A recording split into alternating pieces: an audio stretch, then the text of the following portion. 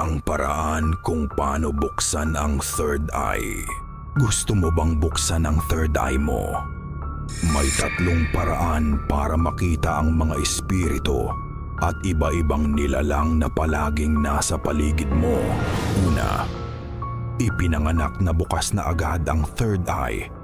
May mga taong mula pagkabata ay nakakakita na ng multo at kakaibang presensya. Pangalawa, sa tulong ng albularyo. May mga albularyo na gumagamit ng ritual sa pamamagitan ng dasal, insenso at kandila. Natatanggal nila ang takip na humaharang sa iyong third eye.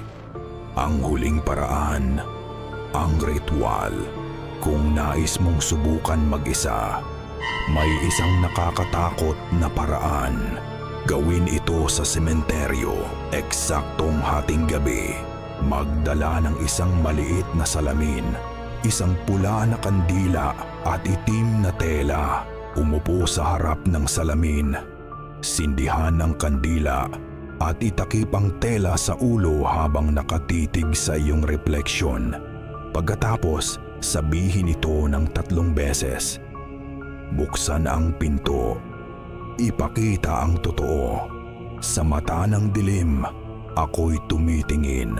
Sa 3 ulit, huwag kang kikindat o aalis ng tingin sa salamin. Sinasabi nila, mararamdaman mo ang malamig na hangin sa batok mo at may ibang matang titingin pabalik mula sa salamin. Tandaan, kapag nagbukas na ang iyong third eye, hindi mo na ito maisasara. Ang mga espiritong dati nagtatago, magiging malinaw na sa iyong paningin. Ikaw ba? Handa ka nang mabuksan ang third eye mo?